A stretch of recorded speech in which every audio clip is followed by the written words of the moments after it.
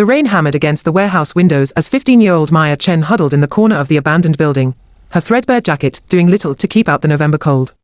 She'd been living here for 3 days now, ever since her stepmother Patricia had made good on her threat. "I don't care where you go," Patricia had snarled, her perfectly manicured nails drumming against the kitchen counter. "Your father's gone, the insurance money is mine, and I'm not wasting another cent on his charity case." Maya's father had died 6 months earlier in a construction accident. He'd met Patricia only a year before that, a whirlwind romance that had seemed too good to be true. It was. Patricia had never hidden her disdain for Maya, but while her father was alive, she'd at least pretended. Now, with him gone, the mask had shattered completely. The morning after her father's will was read, leaving everything to Patricia as his surviving spouse. Maya had come home from school to find her belongings in garbage bags on the porch. The locks had been changed. Now, shivering in this forgotten corner of the industrial district, Maya pulled out the one photograph she'd managed to save, her father holding her as a toddler, both of them laughing at something beyond the frame. Tears blurred her vision. "You shouldn't be here alone." Maya's head snapped up. A woman stood in the doorway, silhouetted against the grey afternoon light. She was tall, dressed in an elegant wool coat that spoke of wealth, her silver hair pulled back in a neat bun. "I'm fine," Maya said quickly, scrambling to her feet. "I was just leaving." The woman stepped closer, her sharp eyes taking in Maya's situation with the practiced assessment of someone who missed nothing. "When did you last eat?" That's none of your business." "Perhaps not. But I'm making it my business." The woman extended her hand. "My name is Victoria Ashford. I own the property management company that controls this building. The security guard called me about a possible squatter. I came to see for myself." Maya's heart sank. She'd be moved along again, just like the last 2 places. "I'll go." "That's not what I'm suggesting."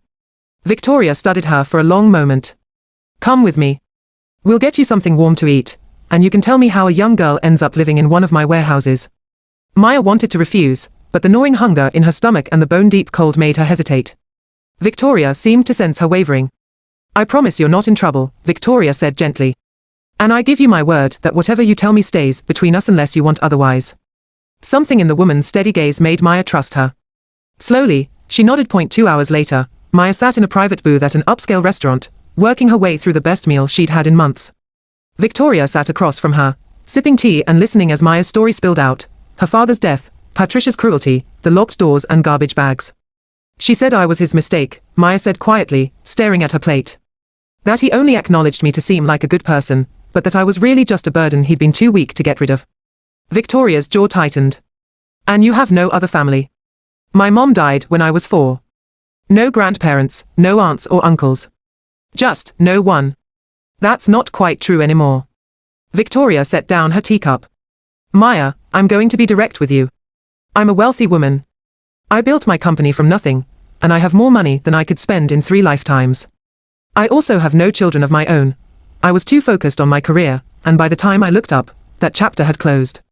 Maya looked up, confused about where this was going. Victoria continued, "I'm not suggesting anything official or legal at this moment. But I have a large home with several guest rooms, and I could use someone to help me with a project I've been considering. You'd have a safe place to stay, food, and the ability to continue your education. In return, I'd appreciate your assistance with organizing my late sister's art collection. She was a painter, and I've been putting off sorting through her studio for years. It's actually perfect for someone your age, as the work isn't physically demanding." "Why would you do this for me?" Maya's voice cracked. "You don't even know me." "Because someone helped me once, when I was young and had nothing.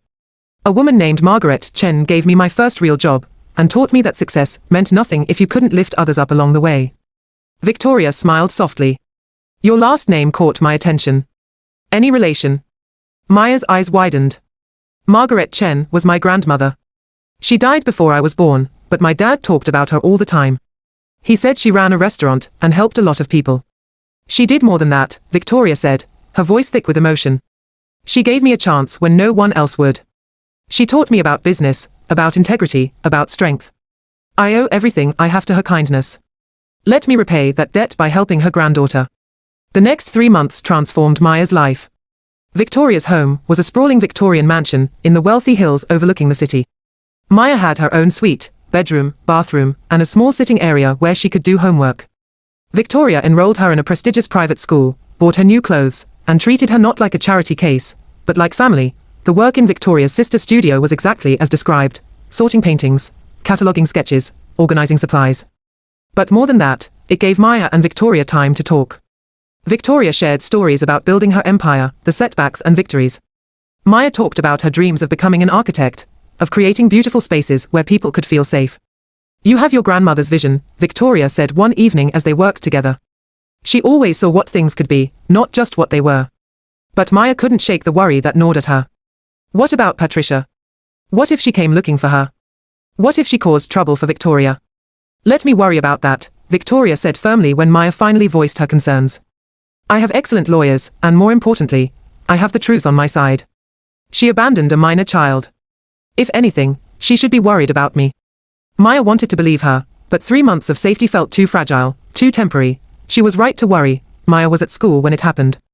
She returned to Victoria's home to find Patricia in the grand foyer, her stepmother's face twisted in false concern as she spoke to Victoria. "There you are." Patricia rushed forward, reaching for Maya. "Oh, thank God. I've been so worried. She ran away after we had a little disagreement, and I've been searching everywhere." "That's a lie." Maya stepped back, her heart pounding. "You threw me out.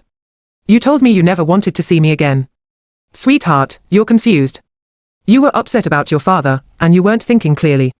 I gave you space, but when you didn't come home, Patricia's performance was Academy Award worthy, complete with trembling voice and glistening eyes. Victoria's expression remained neutral, but her eyes were ice. "Ms. Chen, I think you should leave now." "Excuse me." Patricia dropped the act instantly. "I don't know who you think you are, but that's my stepdaughter, and she's coming home with me. Now." "No." Victoria's single word cut through the air like a blade. "She's not." Patricia's face flushed red. "You can't keep her from me. I'm her legal guardian." "Actually, you're not." Victoria pulled out her phone and displayed a document. "I've had my lawyers reviewing the situation. When your late husband died, you as his widow became Maya's guardian by default. However, you forfeited those rights the moment you kicked a minor child out of your home.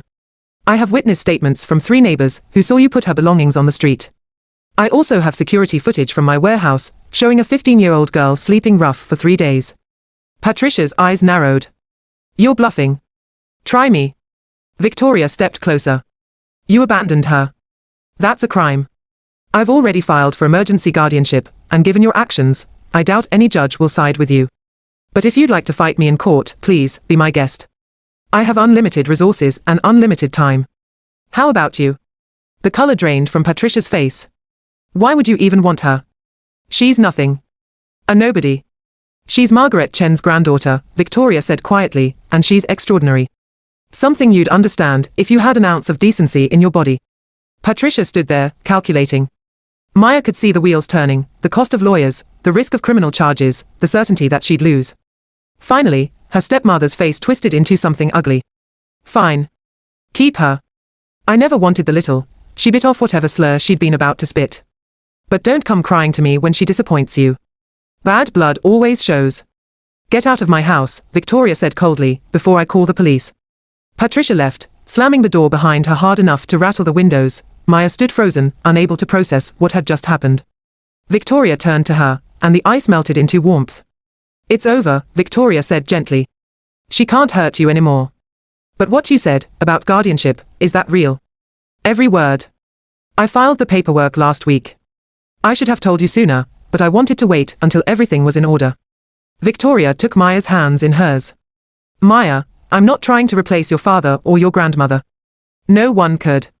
But if you'll let me, I'd like to be your family. The kind of family that Margaret would have wanted for you." The tears Maya had been holding back for months finally broke free. Victoria pulled her into a hug, and for the first time since her father's death, Maya felt safe. Truly, completely safe. Maya adjusted her graduation cap as she looked out over the crowd. She was graduating summa cum laude from one of the best architecture programs in the country. Scholarships had helped, but Victoria's support had made it possible. I in the front row, Victoria sat beaming, her silver hair gleaming in the sunlight. Next to her was Marcus, Victoria's business partner, who had become like an uncle to Maya over the years. And beside him was Judge Richardson, the woman who had officially granted Victoria guardianship, and had since become a family friend. After the ceremony, as they celebrated at Victoria's favorite restaurant, Maya raised her glass. "I want to make a toast," she said. 6 years ago, I had nothing. I was cold, hungry, and convinced that I didn't matter to anyone. Then Victoria found me in that warehouse, and she didn't just give me shelter. She gave me back my future. She showed me what my grandmother's kindness looked like in action, how one person's generosity can change everything. She turned to Victoria, her voice thick with emotion. You've taught me that family isn't always about blood. It's about who shows up. Who stays. Who sees your worth even when you can't see it yourself. You did that for me, just like Grandma Margaret did for you. And I promise, I'll spend the rest of my life paying that forward. Victoria's eyes glistened with tears. Your grandmother would be so proud of the woman you've become. And Maya, I want you to know that these 6 years, watching you grow and thrive, have been the greatest gift of my life. You think I saved you, but the truth is, you saved me too. You gave me purpose. You gave me family. You made my life complete. Later, as they were leaving, Victoria pulled Maya aside. I have something for you. She handed Maya a small velvet box. Inside was a delicate gold necklace with a pendant, the same design as the one in Maya's treasured photo of her grandmother. It was Margaret's, Victoria explained. She gave it to me the day I opened my first business. She said it was a reminder that we're never truly alone if we carry love with us. She'd want you to have it. Maya fastened the necklace around her neck, feeling the weight of her grandmother's legacy and Victoria's love settle over her heart. Thank you, she whispered. For everything. No, Victoria said, pulling her into a hug. Thank you. 10 years after that graduation day, Maya stood in front of her latest project, a community center she'd designed specifically for homeless teenagers. The building was beautiful but practical, with private sleeping quarters, a commercial kitchen, tutoring spaces, and an art studio. The dedication plaque read, "The Margaret Chen Center where every child matters and family is found." Victoria stood beside her, older now but still vibrant, as they cut the ribbon together. Cameras flashed, and reporters asked questions, but Maya only had eyes for the young people already making their way inside, kids who looked just like she had once, lost and alone. One girl, maybe 14, hung back nervously. Maya walked over to her. Welcome, she said gently. You're safe here. The girl's eyes filled with tears. Why are you doing this? For people like us. Maya touched the necklace she always wore, Margaret's necklace. Because someone once did it for me. And because every person deserves a chance to become who they are meant to be. Behind her, Victoria smiled, and in that smile was the continuation of a legacy that would ripple forward through generations, one act of kindness building upon another, proving that love and compassion could break any cycle of cruelty and create families from strangers.